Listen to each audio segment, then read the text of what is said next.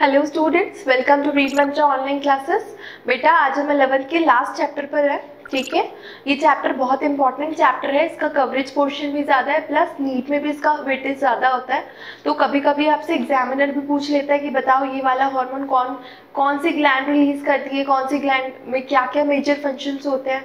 तो ये सब हम इस चैप्टर में पढ़ेंगे। बहुत सारी ग्लैंड्स के बारे में देखेंगे, जैसे हाइपोथैलेमस, आपका पिट्यूटरी, आपका पीनियल ग्लैंड, आपका थायराइड ग्लैंड, आपकी टेस्टिस, ओवरीज, फिर मैकेनिज्म ऑफ हार्मोनल एक्शन को भी देखेंगे। तो बेटा ये बहुत ही इंपॉर्टेंट चैप्टर है। सबसे पहले इसमें पढ़ना है केमिकल कोऑर्डिनेशन एंड इंटीग्रेशन। इसका मतलब क्या है? आप देखो, हम लोग केमिकली अगर कोऑर्डिनेशन की बात कर रहे हैं तो वो कैसे बात कर रहे हैं बेटा? हम लोग बात कर रहे हैं केमिकल लेवल पर। केमिकल लेवल क्या होता है बेटा? हमारी बॉडी में जितने भी केमिकल्स हैं, केमिकल्स तो है ना, केमिकल्स है तभी तो मेटाबॉलिज्म हो रहा है। मेटाबॉलिज्म की डेफिनेशन पढ़ाई थी कि sum of all the chemicals are called, जितनी भी केमिकल्स हैं वो क्या है बेटा? वो आपके प्रोडक्ट्स हैं। ठीक है, वो प्रोडक्ट्स बन के आए हैं जो पहले इमेच्योर फॉर्म में थे, जिनको प्रोसेस करके प्रोडक्ट्स में बनाया गया है। और सारी केमिकल रिएक्शंस को क्या कहते हैं बेटा? मेटाबॉलिज्म कहते हैं।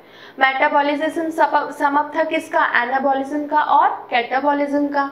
एनाबॉलिज्म को क्या कहते थे? Synthesis reaction. कैटाबॉलिज्म को क्या कहते थे? Destructive reaction. तो एनाबॉलिज्म और कैटाबॉलिज्म की रिएक्शन सम टोटल को ही हमने क्या बोला था? मेटाबॉलिज्म। तो बेटा इसमें पहली चीज आती है हार्मोन्स। हार्मोन्स क्या होता है? देखिए यहाँ पे पढ़िए, hormones are non nutrients chemicals. कैसे केमिकल है बेटा ये? सबसे पहले तो नॉन न्यूट्रिएंट केमिकल्स हैं which act as intercellular messengers। कैसे काम करते हैं? इंटरसेलुलर मैसेंजर की तरह काम करते हैं। and produced in trace amount। और कैसे प्रोड्यूस होते हैं बेटा? ट्रेस अमाउंट्स में। तो ये इंपॉर्टेंट चीज है। सबसे पहले आपको याद करने की हार्मोन्स क्या है बेटा? नॉन न्यूट्रिएंट्स है। ठीक है, फिर आपको देखना है कि कैसे होते हैं, आपके इंटरसेलुलर मैसेंजर की तरह काम करते हैं। ठीक है, आपको सपोज करो किसी सेल के अंदर कोई केमिकल रिएक्शन करवानी है या कोई केमिकल चेंज करवाना है, लेकिन आप अंदर नहीं जा सकते हो, तो आप क्या इनिशिएट करते हो? आप इन हार्मोन्स के द्वारा एक रिएक्शन करवाते हो। तो इसीलिए इनको क्या कहते हैं? Intercellular messenger. क्या कहते हैं बेटा? Intercellular messenger. Very good. और ये कैसे प्रोड्यूस होते हैं? आपके ट्रेस अमाउंट में। तो जल्दी से इसको नोट डाउन कर लीजिए। Hormones are the non nutrient chemicals which act as an intercellular messenger which are produced in trace amounts. चलिए ये खत्म हुआ बेटा।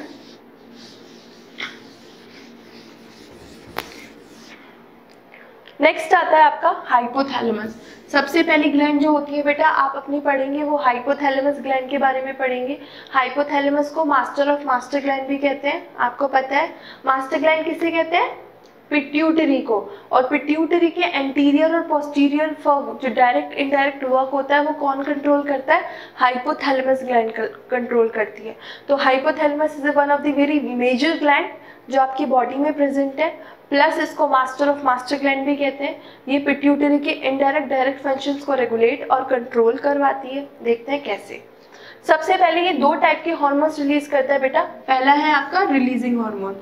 कौन सा? देखिए ना, फर्स्ट है आपका रिलीजिंग हार्मोन एंड सेकेंड है आपका इनहिबिटिंग हार्मोन। कोई एग्जांपल दे सकता है रिलीजिंग हार्मोन और इनहिबिटिंग हार्मोन के? आपको पता है रिलीजिंग हार्मोन जैसे होता है बेटा हमारा GnRH। क्या होता है? GnRH। ये क्या होता है? Gonadotropin releasing hormones. क्या होता है? Gonadotropin releasing hormone. यहाँ पे LH और FSH के फंक्शंस को कंट्रोल करते हैं। इनहिबिटिंग हार्मोन क्या होता है बेटा? सोमैटोस्टेटिन। क्या होता है? सोमैटोस्टेटिन। तो कोई आपसे एग्जाम्पल पूछेगा तो आप बता दीजिएगा। Hormone reaches anterior pituitary through portal circulatory system. अब यहाँ पे हार्मोनल एक्शन जो होते हैं बेटा एंटीरियर पिट्यूटरी के, वो कैसे होते हैं? वो एक पोर्टल सिस्टम से होते हैं जिसे हम कहते हैं पोर्टल सर्कुलेटरी सिस्टम। तो यहाँ पे हमें क्या पढ़ना है? Hypothalamus, master of master gland, anterior pituitary और पोस्टीरियर पिट्यूटरी के फंक्शंस को रेगुलेट करने वाली। अगर हम बात करें एंटीरियर पिट्यूटरी की तो हाइपोथैलेमस एंटीरियर पिट्यूटरी को, अब अभी हम आज देखेंगे एडिनो हाइपोफाइफोसिस क्या होता है, न्यूरो हाइपोफाइफोसिस क्या होता है। अभी आपको ये पढ़ना है, this is a very important line बेटा। यहाँ पे जो हॉर्मोन्स है किसके, एंटीरियर पिट्यूटरी के, एंटीरियर पिट्यूटरी के सारे हॉर्मोन्स को कौन रेगुलेट करता है, हाइपोथैलेमस। कैसे रेगुलेट करता है, पोर्टल सर्कुलेटरी सिस्टम के थ्रू। ठीक है, चलिए इसको नोट डाउन कर लीजिए बेटा।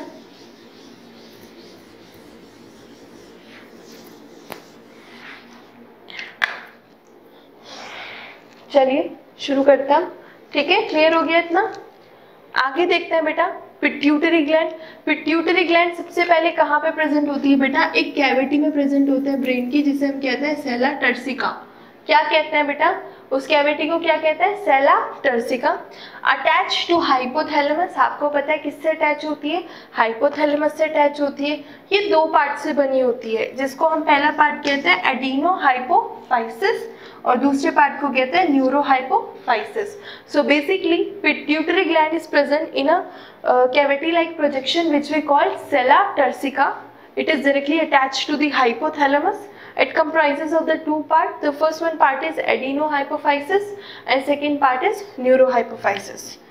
आगे चलते हैं बेटा, ये बहुत इंपॉर्टेंट है। सबसे पहले आपको पता है बेटा कि जो पिट्यूटरी ग्लैंड होती है वो आपके ग्रोथ के लिए रिस्पॉन्सिबल होती है।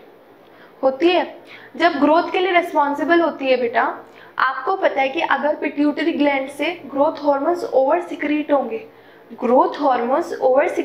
तो कौन सी प्रॉब्लम होती है बेटा, जिजांटिज्म। समझ गए, अगर ग्रोथ हार्मोन्स पिट्यूटरी ग्लैंड से under the influence of hypothalamus बहुत ओवर सिक्रीशन में पैदा होंगे तो उसको प्रॉब्लम क्या होगी, जिजांटिज्म वाली प्रॉब्लम होगी। And on the other hand we see that if growth hormones are produce in a very less quantity, बहुत कम, बहुत ही मिनिमल मात्रा में प्रोड्यूस हो रहे हैं under the influence of hypothalamus. देखिए मैं हमेशा क्या बोल रही हूँ, अंडर द इन्फ्लुएंस, मतलब हाइपोथैलेमस का रोल है बेटा। ठीक है, तो यहाँ पे क्या प्रोड्यूस होंगे, आपके ड्वार्फिज्म वाली कंडीशन देखी जाएगी। समझ में आप लोग। सेकंड होता है बेटा, आपको पता है कि पिट्यूटरी के 9 हार्मोन्स होते हैं, प्रोलैक्टिन हो गया, TSH हो गया, ACTH हो गया, ये सारे के सारे हार्मोन्स विद नेम लर्न करेंगे आप। समझ गए, यहाँ पे अभी हम फंक्शंस को देख रहे हैं, आप नेम लर्न करके आएंगे। Prolactin stimulate growth of memory gland and production of milk. एक हार्मोन है बेटा इसका प्रोलैक्टिन, उसका काम क्या है, प्रोलैक्टिन का काम है बेटा मेमोरी ग्लैंड की ग्रोथ करवाना प्लस उसके मिल्क को सिक्रीट करवाना। तो जो फीमेल्स होती हैं, ठीक है, उनके अंदर प्रोलैक्टिन पाया जाता है बेटा। At the time of delivery आपने देखा होगा कि मिल्क इजेक्शन हार्मोन होता है ऑक्सीटोसिन, उसके बाद क्या होता है, मिल्क इजेक्ट होने लग जाता है, तो वो किसके अंदर आता है, प्रोलैक्टिन हार्मोन के अंदर आता है।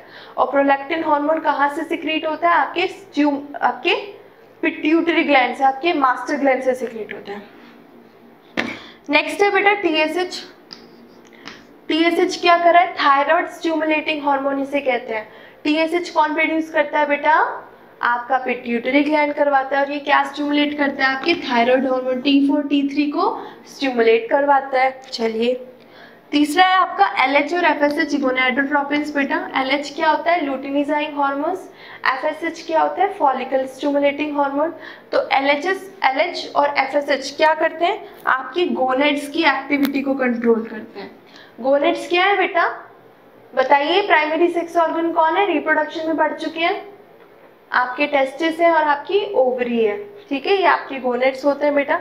नेक्स्ट इंपॉर्टेंट है ऑक्सीटोसिन के बारे में पढ़ते हैं। आपको पता है ऑक्सीटोसिन क्या होता है, ऑक्सीटोसिन के इंजेक्शंस भी दिए जाते हैं डॉगीज को, जो बिच होती है at the time of delivery oxytocin के इंजेक्ट किया जाता है उनको। क्यों, क्योंकि ये बहुत ही कैसा हार्मोन है बेटा, बताइए जल्दी से, ये कॉन्ट्रैक्शन करवाता है किसका, यूट्रस का, यूट्रस को बड़ा होने में हेल्प होता है ताकि सारी की सारी डिलीवरी है जो बेबी बर्थ हो वो इजीली हो जाए। ठीक है, तो contraction of uterus during child birth, और इसको मिल्क इजेक्टिंग हार्मोन भी कहते हैं क्योंकि ये भी रिस्पॉन्सिबल होता है किस चीज़ के लिए, मेमोरी ग्लैंड से मिल्क इजेक्ट करवाने के लिए। चलिए ये आपने कवर कर लिए, 4 हार्मोन्स हमने पढ़े। Fifth vasopressin. Vasopressin hormone pituitary gland secrete करती है। इसका काम क्या है बेटा, absorption of water and electrolyte in the kidney. Kidney के अंदर वैसोप्रेसिन का मेजर रोल होता है। क्या होता है बेटा? वाटर का अब्जॉर्प्शन प्लस इलेक्ट्रोलाइट का अब्जॉर्प्शन किसके अंदर? किडनी के अंदर। नेक्स्ट है आपका MSH, मेलानोसाइट स्टिमुलेटिंग हार्मोन, ये की जो कि मेलानोसाइट्स पे काम करता है और आपकी स्किन पिगमेंटेशन को कंट्रोल करवाता है, रेगुलेट करवाता है। आपको पता है मेलानिन हार्मोन जो पिनियल ग्लैंड से सिक्रीट होता है वो किसके लिए रिस्पॉन्सिबल होता है? आपकी स्किन पिगमेंटेशन के लिए, आपके डायूरेनल रिदम्स के लिए, आपकी स्लीप वेक साइकिल के लिए, आपके बॉडी टेम्परेचर के लिए। तो ये यहाँ पे भी MSH भी प्रोड्यूस होता है जो क्या करता है? मेलानोसाइट स्टिमुलेटिंग हार्मोन को प्रोड्यूस करता है और आपकी स्किन पिगमेंटेशन को रेगुलेट करता है। चलिए जल्दी से लिख लीजिए बेटा।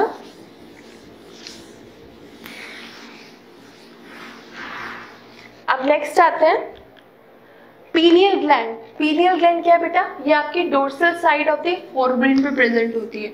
सबसे पहले आपको लोकेशन लर्न करनी है। लोकेशन कहाँ है पीनियल ग्लैंड की? आपकी डोर्सल साइड ऑफ फोरब्रेन पे प्रेजेंट है। रिलीज मेलाटोनिन, मेलाटोनिन हार्मोन को रिलीज करती है।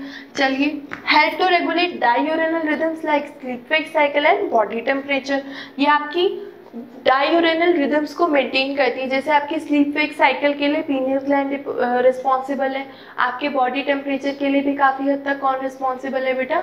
आपकी पीनियल ग्लैंड। और ये भी ऑब्जर्व किया गया अभी रिसेंट में कि pineal gland is also responsible for maintaining immunity.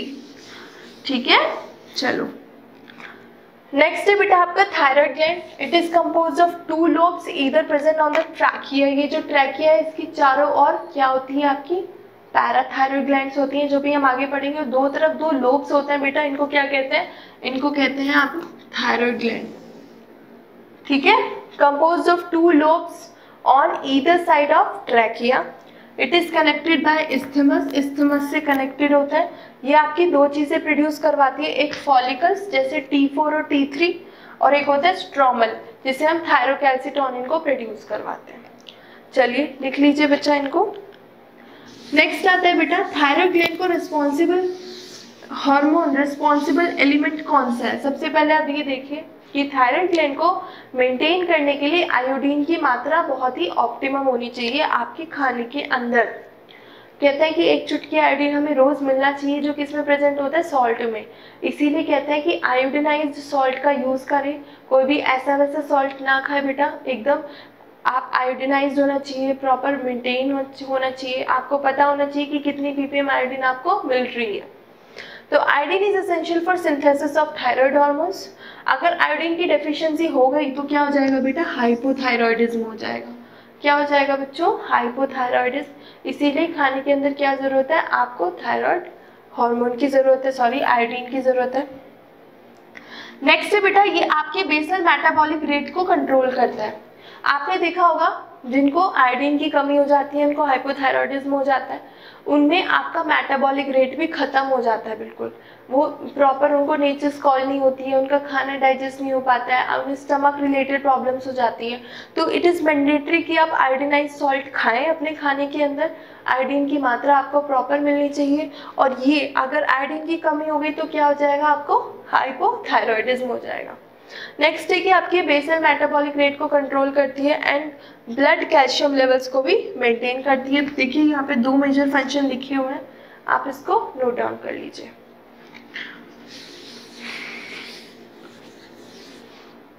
चलिए बेटा अब आगे चलते हैं। अब आती है बात पैराथायरॉइड ग्लैंड की। पैराथायरॉइड ग्लैंड में क्या होता है बेटा? Located on the back side of thyroid gland. Thyroid gland आगे की तरफ है, इस्थमस से कनेक्टेड है। उसके पीछे क्या होती है बेटा? आपकी पैराथायरॉइड ग्लैंड होती है। क्या सिक्रीट करती है? पेप्टाइड हार्मोन्स को, जिसे हम कहते हैं पैराथायरॉइड हार्मोन। क्या कहते हैं बेटा? Parathyroid hormone. चलिए पीटीएच मतलब कि parathyroid hormone regulates the calcium and concentration in the blood. अगर पैराथायरॉइड में कुछ प्रॉब्लम हो गई है, कुछ इंजरी हो गई है, कुछ डेफिशिएंसी हो गई है, तो आपकी जो कैल्शियम लेवल है ब्लड के अंदर वो काफ़ी ज़्यादा अबनॉर्मल क्वांटिटी में चली जाती है। अबनॉर्मल मतलब कम हो जाती है। ठीक है, तो parathyroid hormone as well as thyroid hormone दोनों किस चीज़ के लिए रिस्पॉन्सिबल होती है? कैल्शियम लेवल को मेंटेन करने के लिए, मेटाबॉलिक रेट को कंट्रोल करने के लिए रिस्पॉन्सिबल होती है। ठीक है, चलिए पैराथायरॉइड के बारे में लिख लीजिए बेटा, पूछ सकता है आपसे एग्जामिनर। नेक्स्ट आता है बेटा थाइमस ग्लैंड के बारे में पढ़ते हैं। Located on the dorsal side of the heart and the aorta. आपको पता है कि दिस इज द ग्लैंड जो एज के साथ क्या होती है बेटा, डीजेनरेट होती है। 20 साल तक लगभग ये डीजेनरेट होती है और ये वाली ग्लैंड रिस्पॉन्सिबल होती है इम्यूनिटी के। आपने पढ़ा है ना हेल्थ में, पढ़ोगे मतलब हेल्थ में आप पढ़ेंगे कि थाइमस ग्लैंड क्या प्रोड्यूस करती है, टी लिम्फोसाइट्स प्रोड्यूस करती है।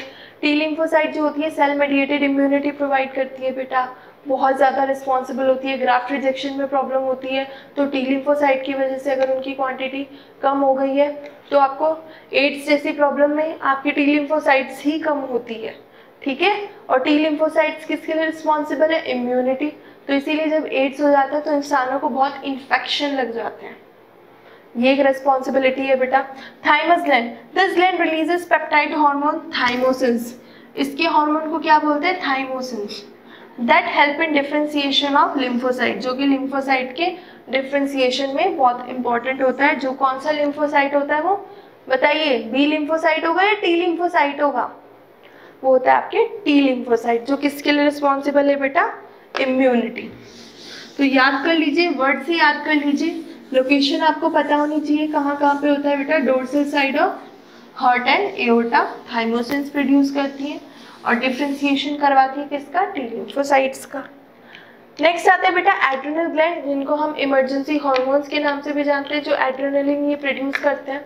देख लेते हैं। It is located on the anterior part of each kidney.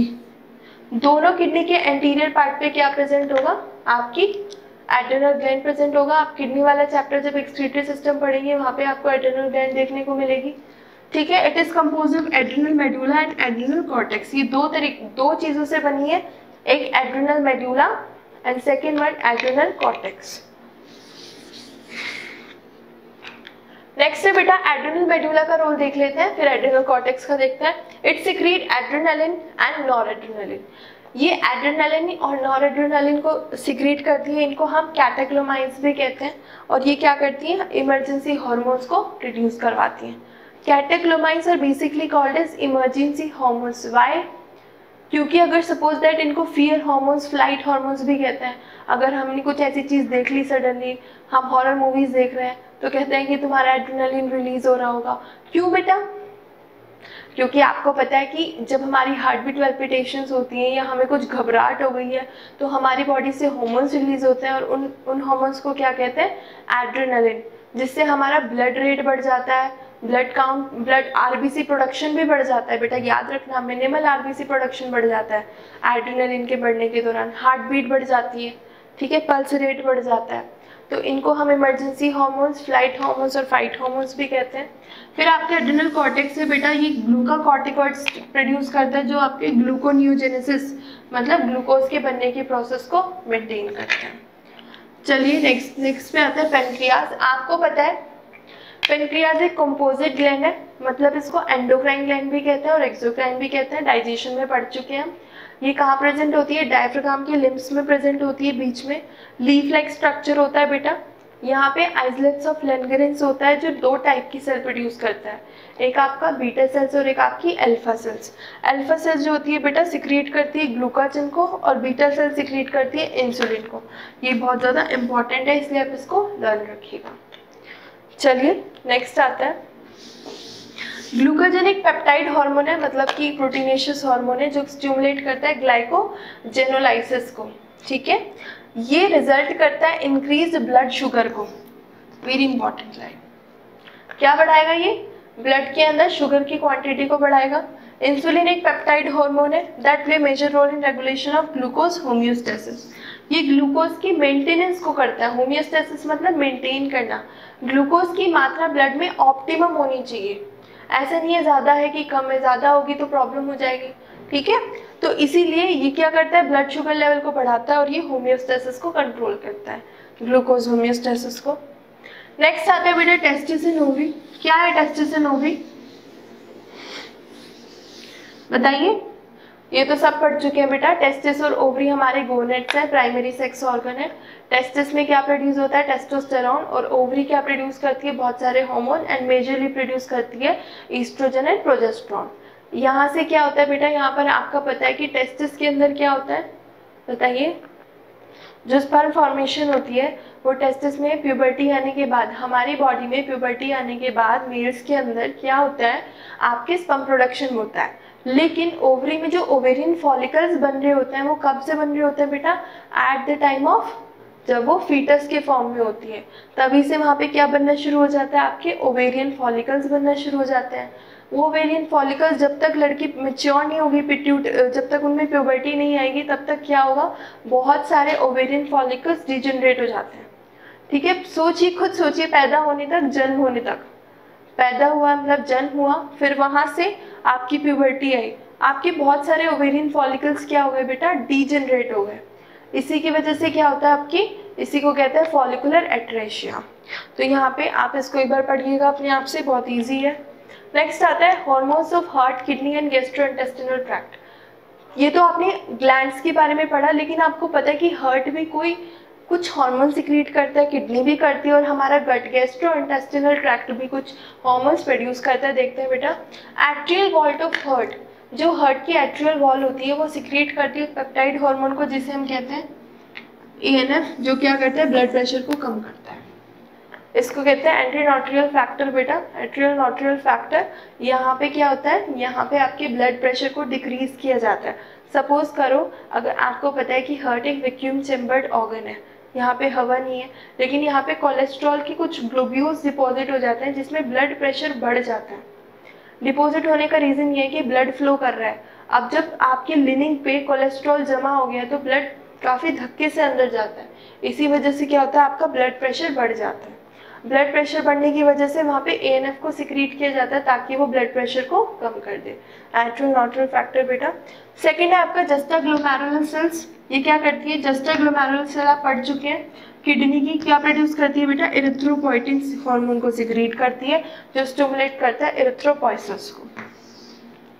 चलिए नेक्स्ट आते हैं गैस्ट्रोइंटेस्टिनल ट्रैक्ट के कुछ मेजर हार्मोन्स है बेटा। हार्ट का पढ़ लिया ANF, और आपको पता है किडनी का पढ़ लिया है इरिथ्रोपोइटिन, जो कहाँ से सिक्रीट हो रहा था, जस्टा ग्लोमेरुलर सेल से। यहाँ पे गैस्ट्रिन जो है बेटा वो क्या स्टिमुलेट करेगा, HCl को और पैप्सिंजन को, पहला हार्मोन जो कौन प्रोड्यूस कर रहा है, हमारे गैस्ट्रोइंटेस्टिनल ट्रैक्ट में प्रोड्यूस हो रही है बेटा। नेक्स्ट है आपका सिक्रीटिन। सिक्रीटिन क्या होता है, ये एक्ट करता है एक्सोक्राइन की तरह, एक्सोक्राइन पेनक्रियाज की तरह। आपको पता है पेनक्रियाज कैसी है, एंडोक्राइन एक्सोक्राइन दोनों है, लेकिन सिक्रीटिन एक्ट करता है एक्सोक्राइन पेनक्रियाज की तरह और स्टिमुलेट करता है वाटर को और बाइकार्बोनेट आयन की सिक्रीशंस को। सिक्रीटिन की वजह से वाटर की क्वांटिटी और बायोकार्बोनेट आयन की क्वांटिटी ऑप्टिमम रहती है। ठीक है, नेक्स्ट आता है आपका CCK। CCK क्या करता है बेटा, कोलियोसिस्टोकाइनिन सिक्रीट करता है सिक्रीशन के पेनक्रियाटिक एंजाइम्स में और बाइल जूस में। आपको पता है पेनक्रियाटिक एंजाइम्स और बाइल जूस में जितने भी, बाइल जूस में तो कोई एंजाइम्स नहीं होते, लेकिन पेनक्रियाटिक एंजाइम्स जो होते हैं वो डाइजेशन में बहुत ज़्यादा हेल्पफुल होते हैं। फिर होता है GIP। GIP क्या करते हैं, गैस्ट्रिक सिक्रीशन करता है और मोटिलिटी को प्रोवाइड कराता है। तो ये आपके 4 इंटेस्टिनल गैस्ट्रोइंटेस्टिनल ट्रैक्ट वाले हार्मोन्स है बेटा। मेजरली ये आते हैं, ये पूछे जाते हैं, आपके एग्जामिनर पूछ सकता है, प्लस आपके CBSE के क्वेश्चन पेपर में भी आसानी से आ सकते हैं। चलिए नेक्स्ट पढ़ते हैं मैकेनिज्म ऑफ हार्मोन एक्शन। तो अब हम मैकेनिज्म ऑफ हार्मोन एक्शन के बारे में पढ़ते हैं। सबसे पहले आपको पता है कि जो हार्मोन्स होते हैं, हार्मोन्स रिसेप्टर्स के द्वारा अपने एक्शन को कंट्रोल करते हैं। ठीक है, हार्मोन क्या बनाते हैं बेटा, HRC बनाते हैं, इसको कहते हैं हार्मोन रिसेप्टर कॉम्प्लेक्स। सबसे पहले आपने देखना है हार्मोन रिसेप्टर्स 2 टाइप के हैं। पहला हो गया आपका मेम्ब्रेन बाउंड रिसेप्टर्स, दूसरा हो गया आपका इंट्रासेलुलर रिसेप्टर। जैसे कि आपको नाम से ही पता चल रहा है, मेम्ब्रेन बाउंड रिसेप्टर्स जैसे प्रोटीन रिसेप्टर्स हो गए। आपका जो प्रोटीन हार्मोन अपनी रेगुलेटिंग एक्टिविटीज को कंट्रोल करता है वो कैसे करता है, मेम्ब्रेन बाउंड करके करता है। तो ऐसे रिसेप्टर्स को कहते हैं मेम्ब्रेन बाउंड रिसेप्टर्स। सेकंड होते हैं मेम्ब्रेन बाउंड रिसेप्टर बेटा मेम्ब्रेन के ऊपर प्रेजेंट है। देखो ये रिसेप्टर आपके ओवेरियन सेल मेम्ब्रेन के ऊपर प्रेजेंट है, तो इसको हम बोलेंगे, क्या बोलेंगे, membrane bound receptors. Next important thing है इंट्रासेलुलर रिसेप्टर। इंट्रासेलुलर रिसेप्टर्स वो रिसेप्टर होते हैं जो न्यूक्लियस के अंदर प्रेजेंट हो या सेल के अंदर प्रेजेंट हो। ऐसे रिसेप्टर्स को क्या कहते हैं, इंट्रासेलुलर रिसेप्टर। बेसिकली मैंने वहाँ लिखा हुआ है inside the nucleus, so it's a very important phenomena. Intracellular receptors कैसे बाउंड अप करता है, मेम्ब्रेन बाउंड रिसेप्टर कैसे मैकेनिज्म करता है, चलिए पढ़ते हैं। सबसे पहले इधर देखो, सबसे पहले आप ये वाला डायग्राम देखिए, फर्स्ट डायग्राम। इसमें आप देखिए ये हार्मोन, ये रिसेप्टर, ठीक है। हार्मोन FSH मान लिया, FSH क्या था, फॉलिकुलर स्टिमुलेटिंग हार्मोन, और ये रहा रिसेप्टर। तो हार्मोन FSH जो है रिसेप्टर से कॉम्प्लेक्स बनाने वाला है बेटा। ये आपको पता है कि ओवेरियन सेल मेम्ब्रेन के ऊपर प्रेजेंट होती है। यहाँ पे जब ये HRC बना लेंगे, कॉम्प्लेक्स बना लेंगे, तो क्या होगा, सबसे पहले रिस्पॉन्स होगा। पहले रिस्पॉन्स के दौरान क्या बनाए जाएंगे, सेकेंडरी मैसेंजर बनाए जाएंगे। याद रखना ये वाला जो हार्मोन है बेटा अंदर नहीं आ रहा है, ऊपर ही प्रेजेंट है मेम्ब्रेन के। मेम्ब्रेन से रिसेप्टर बाउंड हो गया है, ठीक है। हार्मोन रिसेप्टर मेम्ब्रेन पर बाउंड हो गया है, तब इस फंक्शन को कंट्रोल किया गया और बोला गया कि आप रेस्पॉन्स 1 को कंडक्ट करें। रेस्पॉन्स 1 को कंडक्ट करने के बाद सेकेंडरी मैसेंजर्स जो आगे जाके सूचना पहुंचाएंगे उनको पैदा किया गया, उनको प्रोड्यूस किया गया, जो थे आपके साइक्लिक AMP और कैल्शियम 2 पॉजिटिव। फिर आपके कुछ बायोकेमिकल रिस्पॉन्सेज होते हैं जो सेकेंडरी मैसेंजर की वजह से पॉसिबल हो पाए। अगर सेकेंडरी मैसेंजर ना बनते ना बेटा तो कोई ये जो हार्मोन रिसेप्टर वाली फिनोमेना है बेकार हो जाती। तो सेकेंडरी मैसेंजर बने, बायोकेमिकल रिस्पॉन्स हुआ, और फाइनली जो हमें फिजियोलॉजिकल ग्रोथ चाहिए थी वो हमें मिल गई। नेक्स्ट डायग्राम पे आओ बेटा। यहाँ पे आपको देखने को मिल रहा है कि जो हार्मोन है, ये वाला हार्मोन डायरेक्टली कहाँ एक्ट कर रहा है, न्यूक्लियस में। न्यूक्लियस के अंदर जाके इसने क्या बनाया, HRC। HRC को क्या कहते हैं, ह्यूमन रिसेप्टर कॉम्प्लेक्स। ये मेम्ब्रेन के ऊपर काम नहीं कर रहा है, ये इंट्रासेल्युलर तरीके से काम कर रहा है। अंदर गया और डायरेक्टली किसको कंट्रोल किया, न्यूक्लियस के जीनोम को, चाहे DNA हो चाहे RNA हो। सपोज करो जीनोम DNA, फिर DNA ने RNA मैनिपुलेशंस किए। मैनिपुलेशंस के दौरान जब RNA में आपको पता है RNA क्या प्रोड्यूस करवाता है, प्रोटीन्स, तो प्रोटीन्स मैनिपुलेशंस हुए और फाइनली क्या हो गया, हमारा फिजियोलॉजिकल रिस्पॉन्स हो गया। तो ये थे 2 डायग्राम। ये ऊपर रह के सारे काम कर रहा है, कहते हैं ना बहुत पावरफुल इंसान है, वो बैठा रहता है और फोन पे उसके काम होते रहते हैं। लेकिन हम जैसे मिडिल क्लास लोग हैं बेटा, हमें तो डायरेक्टली अपने काम करने पड़ते हैं, अंदर जाके लाइन में लगना पड़ता है, ठीक है। ऐसा तो नहीं है कि हमें पैसे जमा करवाने हैं और हम बैठे बैठे ही पैसे जमा हो जाएंगे हमारे, ठीक है, इतनी पहुंच तो नहीं है। तो basically we are intracellular receptors, you can say. चलिए, तो समझ में आ गया आपको। जल्दी से डायग्राम बना लीजिए बेटा, बहुत इंपॉर्टेंट है बेटा। अब हम लास्ट टॉपिक पे आ गए हैं, इसमें हम पढ़ेंगे हार्मोन्स ग्रुपिंग के बारे में। आपको पता है कि हार्मोन्स का भी नेचर होता है, कोई लिपिड नेचर का है, कोई प्रोटीन नेचर का है। तो सिंपल सी चीज़ें लर्न करनी है, बस ज़्यादा समझना नहीं है। आपको पता है पेप्टाइड, पॉलीपेप्टाइड और प्रोटीन नेचर के जो हार्मोन्स होता है वो कौन होता है, इंसुलिन, ग्लूकाजन, पैराथायरॉइड हार्मोन्स प्लस आपके हाइपोथैलेमिक हार्मोन्स। लर्न कीजिएगा इनको। सेकेंड जो स्टेरॉइड्स होते हैं बेटा, जो भी हमने पढ़ा था, जो डायरेक्टली अंदर जाके पेनिट्रेट करके काम करते हैं, कॉर्टिसोल हो गया, टेस्टोस्टेरोन, ईस्ट्रोजन एंड प्रोजेस्टेरोन। चलिए, आयोडोथायरॉइड जिसमें बेटा आयोडीन डेरिवेटिव्स पाए जाते हैं। ऑब्वियसली आपको पता है थायराइड में हमने आयोडीन के बारे में पढ़ा था, तो आपके थायराइड हार्मोन्स होते हैं। नेक्स्ट अमीनो एसिड, जहाँ पे आपके एन एसिड डेरिवेटिव्स होते हैं बेटा, ये होता है आपका एपिनेफ्राइन, ठीक है। तो ये चैप्टर यहाँ पे अब खत्म हुआ। आपको क्या करना है, रिवाइज करना है इस चैप्टर को अच्छे से, ठीक है। कोई प्रॉब्लम वाली बात नहीं है बेटा, नोट्स आपको मिल जाएंगे। प्लस आप समझिए, इस चीज़ को समझने की कोशिश कीजिए। डायग्रामेटिक रिप्रेजेंटेशन में बनाती हूँ, आप भी घर जाके बनाइए, घर पे ही हो आप तो, सॉरी घर पे ही हो तो बनाओ, प्रैक्टिस करो, प्रैक्टिस करो। Practice makes a man perfect, सुना है ना सबने, तो उसको फॉलो अप करो लाइफ में। और बेटा थैंक यू सो मच इतना सपोर्ट करने के लिए। ऐसे ही प्लीज़ हमें सपोर्ट करते रहिए और पढ़ते रहिए। थैंक यू बेटा।